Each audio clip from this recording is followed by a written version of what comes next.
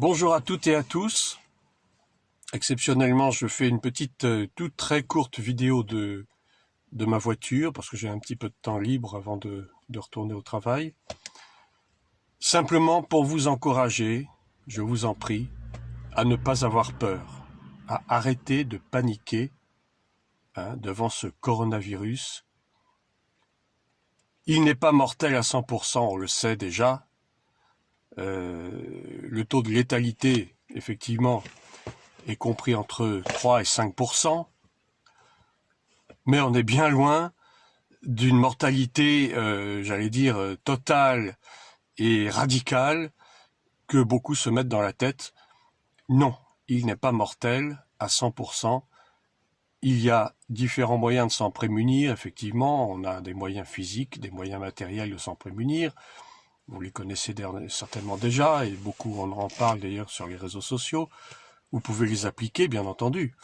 Ça n'exclut pas qu'il faille être sage et intelligent et utiliser quand même des règles d'hygiène élémentaires, des règles d'ailleurs qu'on applique d'ailleurs à tout moment dans notre vie, mais qui sont encore plus applicables, j'allais dire, dans ces temps difficiles, avec ce virus qui est assez agressif, assez offensif. Je vous en prie, arrêtez d'avoir peur, arrêtez de paniquer. Ce coronavirus n'est qu'un de plus qui est fabriqué dans ces laboratoires de biologie, de biotechnologie, si vous voulez, à des visées militaires. Donc dans ces laboratoires P4 de l'armée, que l'on trouve partout dans le monde, il y en a même en France. Et donc à Wuhan, en Chine, le laboratoire P4 a donc testé ce virus, ce coronavirus, qui a été fabriqué, bien sûr, et ensuite qui a été trafiqué de façon à le rendre offensif, de le rendre létal dans un petit pourcentage de cas, et afin de créer cette épidémie, cette pandémie. C'est une attaque démoniaque. Spirituellement, c'est une attaque démoniaque que le Seigneur a voulu simplement pour forcer le monde, forcer les gens à croire en lui, à croire qu'il est le seul sauveur de l'humanité. Les religions n'ont jamais sauvé qui que ce soit. Les religions, depuis l'Antiquité et même avant, ont été fabriquées par l'homme. Les religions ne sont pas de Dieu. Une fois pour toutes, il faut qu'on se mette ça dans la tête. Tout ce qui peut nous sauver, et la seule chose qui puisse nous sauver, c'est de mettre notre foi entière, pleine et exclusive dans le Seigneur Jésus, venu en chair dans le monde, Fils de Dieu, pour expier à la croix de Golgotha nos péchés et nos malédictions. Il a pris sur lui nos malédictions et nos maladies, comme le dit Ésaïe, le prophète Ésaïe.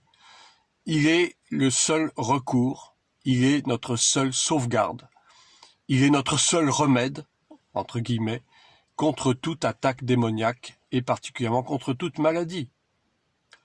Et je voudrais citer ce psaume 91, que beaucoup déjà ont cité dans les réseaux sociaux, à juste titre, qui nous dit notamment dans ces versets suivants « Je ne craindrai ni les terreurs de la nuit, ni la flèche qui vole de jour, ni la peste qui marche dans les ténèbres, ni la contagion qui frappe en plein midi. » Ni la contagion qui frappe en plein midi.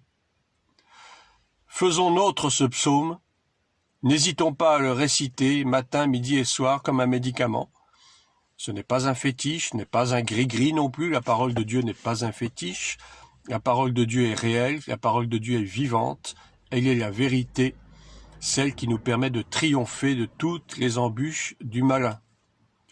Et je voudrais m'adresser à ceux qui regardent ces vidéos et qui ne sont pas croyants, qui ne sont pas chrétiens.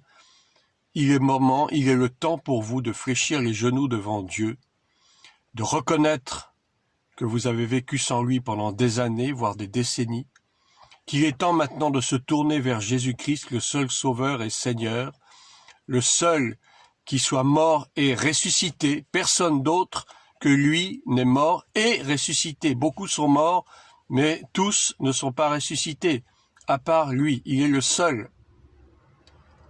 Mettez votre foi en lui, acceptez-le comme votre Seigneur et Sauveur, Il est grand temps maintenant de nous tourner vers celui qui peut nous sauver de la déroute, qui peut nous sauver des catastrophes à venir.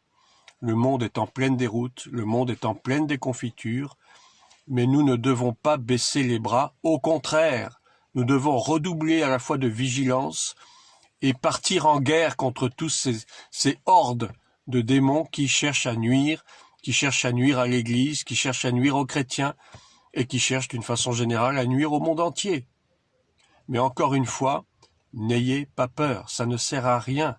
La peur et la panique ne sont pas des remèdes, au contraire, ce sont ces choses qui permettent d'aggraver la situation.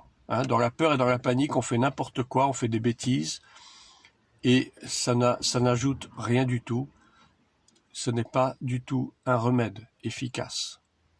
Plions les genoux devant le Seigneur, vivons dans la sanctification, et pour vous, chrétiens et chrétiennes, revêtez-vous du sang de l'agneau, ce sang pur et sans tache, ce sang qui a été mis sur les linteaux en Égypte du peuple d'Israël pour se prémunir de l'ange exterminateur. C'est ce même sang qui nous couvre aujourd'hui, c'est ce même sang qui nous préserve de la calamité, c'est ce même sang qui nous préserve de la maladie et de la mort. Alors, faisons usage de ce sang avec foi, et vous verrez que personne ne sera touché. Ou si par hasard vous êtes touché accidentellement, vous ne mourrez pas si vous mettez votre foi dans le Seigneur. Vous ne mourrez pas parce que le Seigneur protège ses enfants. Soyez bénis, j'espère que ces paroles d'encouragement vous serviront. À une prochaine fois. Bonne journée à tous.